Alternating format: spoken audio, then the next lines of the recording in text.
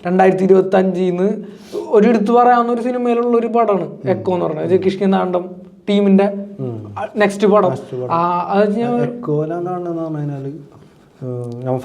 First ഞാനാണ് ആദ്യം കണ്ടത്. പിന്നെ എക്കോയില് നമ്മൾ ടൂറ് കഴിഞ്ഞ കോളേജിൽ നിന്ന് സ്റ്റാഫുകളായിട്ട് ടൂർ പോയി തിരിച്ചു പറഞ്ഞ വഴിക്കാണ് എക്കോ കാണുന്നത്. അപ്പൊ കാണുന്ന ബുക്ക് ചെയ്യാന്ന് പറയുന്ന സമയത്ത് എല്ലാവർക്കും സിനിമ കാണാൻ ഭയങ്കര ഇത്. ആ സമയത്ത് വിലായത്ത് ബുദ്ധ എക്കോ അപ്പൊ കുറച്ചും കൂടി കൂടുതൽ ആൾക്കാർക്ക് അഭിപ്രായം ഉള്ളത് എക്കോ ആയിരുന്നു. നല്ല അഭിപ്രായം. അപ്പൊ ഞാൻ പറഞ്ഞു എക്കോ നല്ലൊരു അഭിപ്രായമുള്ള പടമാണ്.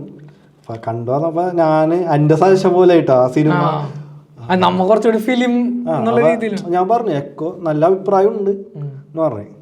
അപ്പൊ അന്ന് എല്ലാരും അത് എന്റർടൈനറാണ്. പക്ഷെ നമ്മ ഇവിടെ വന്ന് ഫുഡ് കഴിച്ച് സിനിമ കയറിയപ്പോ എല്ലാരും ഉറക്കായി, ക്ഷീണായി. എനിക്കെന്ന് പറഞ്ഞാല് എത്ര ക്ഷീണമാണെങ്കിലും സിനിമ തിയേറ്ററിലാണെങ്കിൽ ഉറങ്ങൂല. ഫോണിലാണെന്നുണ്ടെങ്കിൽ നമുക്ക് ക്ഷീണമാകുമ്പോ നമ്മ എടുത്ത് തിയേറ്ററിലാണെന്നുണ്ടെങ്കിൽ ഞാൻ ഉറങ്ങൂല. ഞാൻ ഉറങ്ങുന്നുണ്ട്. അപ്പൊ തൊട്ടപ്പുറത്ത് മുഹമ്മദ് ഇരിപ്പുണ്ട്. മുഹമ്മദ് കാണാൻ തുടങ്ങി സിനിമ.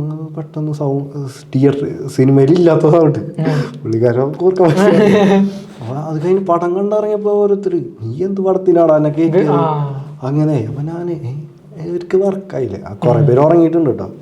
അപ്പൊ ഞാൻ പറഞ്ഞു എനിക്ക് വർക്കായി പടം, എനിക്ക് വർക്കായില്ലെന്ന് ചോദിച്ചു. അപ്പൊ എല്ലാവരും ട്രാക്ക് മാറ്റി.